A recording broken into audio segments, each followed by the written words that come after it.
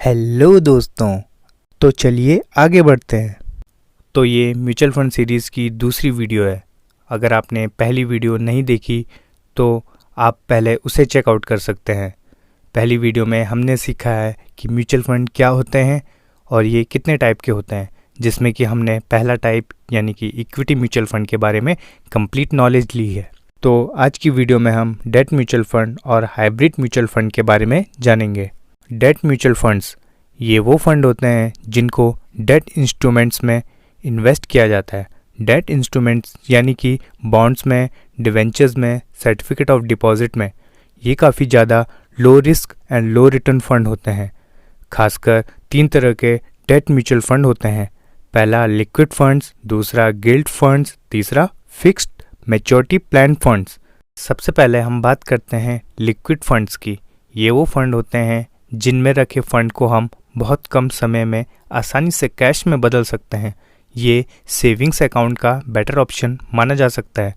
ये काफ़ी ज़्यादा लो रिस्क फंड होते हैं, साथ ही रिटर्न भी काफ़ी कम होता है। दूसरे नंबर पे आता है गिल्ड फंड्स।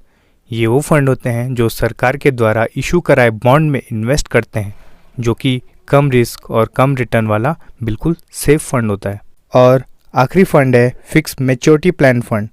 ये फंड फिक्स डिपॉजिट का बेहतर रूप माना गया है, क्योंकि इनमें भी काफ़ी कम रिस्क होता है, जो कि एफडी से अधिक रिटर्न आपको दे देता है।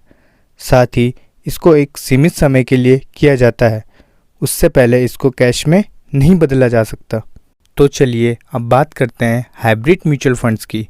कुछ लोग चाहते हैं कि हम शेयर मार्केट में भी इन्वेस्ट करें, लेकिन वहाँ रिस्क अधिक होने के कारण सारा पैसा वहाँ न लगाकर आधा पैसा इक्विटी फंड्स में भी इन्वेस्ट करके मनी को डाइवर्सिफाई करके रखना चाहते हैं। ये डेट और इक्विटी का कॉम्बिनेशन होता है, जिसे कि हम हाइब्रिड म्यूचुअल फंड्स कहते हैं। तो मैंने आपको तीनों टाइप के म्यूचुअल फंड्स के बारे में बता दिया है। इक्विटी म्यूचुअल फंड के बारे में मैंने आपको फर्स्ट पार्ट में बताया है, और डेट म्यूचुअल फंड और हाइब्रिड म्यूचुअल फंड के बारे में मैंने आपको इसी वीडियो में बताया है।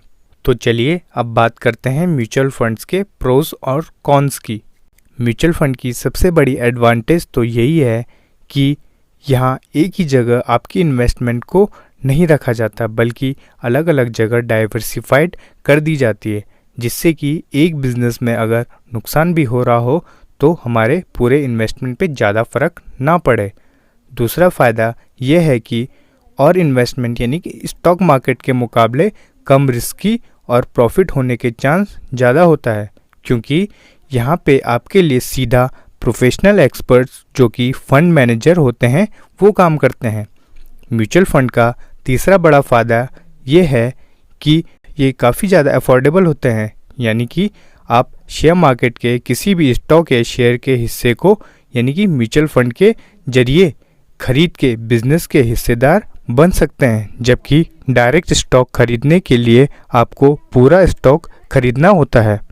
तो चलिए अब बात करते हैं कॉन्स की। तो पहला नुकसान तो ये है कि म्यूचुअल फंड में रिस्क फैक्टर शामिल होता है, क्योंकि ये मार्केट रिस्क और मार्केट के उतार चढ़ाव पर निर्भर करता है। दूसरा नुकसान तो ये है कि आप अपना फंड किसी अनजान के पास इन्वेस्ट करने के लिए दे रहे हैं। आपको नहीं पता होता कि वो कैसे काम करेगा और इन्वेस्टमेंट सही जगह करेगा या नहीं। और तीसरा नुकसान ये है कि प्रॉफिट का कुछ प्रतिशत, जो कि 0.10 से 2% तक हो सकता है, फंड मैनेजर अपनी फीस के तौर पे रख लेते हैं, जो कि फंड का एक्सपेंस रेशियो कहलाता है।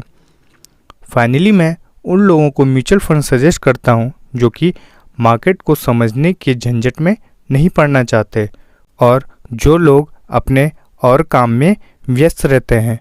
वो लोग बेफिक्र होकर ज़्यादा पैसे होने पे लमसम यानी कि ज़्यादा पैसा एक ही बार में इन्वेस्ट करने की प्रक्रिया को लमसम कहा जाता है, लमसम इन्वेस्टमेंट कर सकते हैं।